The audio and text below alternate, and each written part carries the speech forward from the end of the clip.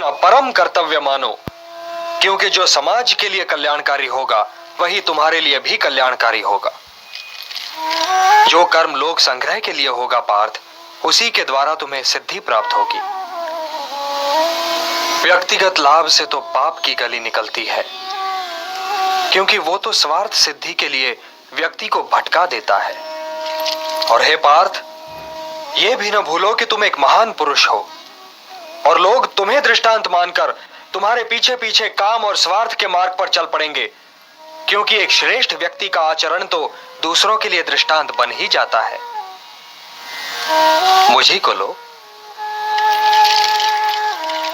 न मे पार्थास्ति कर्तव्यम त्रिषु लोकेषु किंचन नानवाप्तम अवाप्तव्यम वर्त एव च कर्मणि। त्रिलोक में मेरे लिए कुछ करना आवश्यक नहीं पार्थ, और त्रिलोक में ऐसा भी कुछ नहीं जिसे मैं प्राप्त करना चाहूं और प्राप्त ना कर सकूं।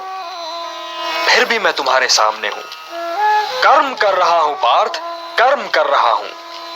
यह दिखला रहा हूं, यह सिद्ध कर रहा हूं कि निष्काम कर्म के मार्ग पर चलते हुए जीवन व्यतीत करना संभव है। सक्ताः कर्मण्य विद्वांसो यथा कुर्वन्ति भारत, कुर्यात विद्वान तथा सक्तः चिकीर्षुर्लोक संग्रहम्। हे भारत, कर्म तो अज्ञानी भी करते हैं, परंतु केवल अपने निहित स्वार्थ की दृष्टि से। ज्ञानी का कर्म तो निस्वार्थ होता है, संसार के संतुलन को स्थिर बनाए रखने के लिए होता है, लोक कल्याण के लिए होता है। इसलिए हे पार्थ, अपने मन पर कोई बोझ न लो, अपना कर्म मुझे अर्पण कर दो और यह धर्म युद्ध करो। कर्तव्य पालन के मार्ग पर तो मृत्यु भी कल्याणकारी हो जाती है।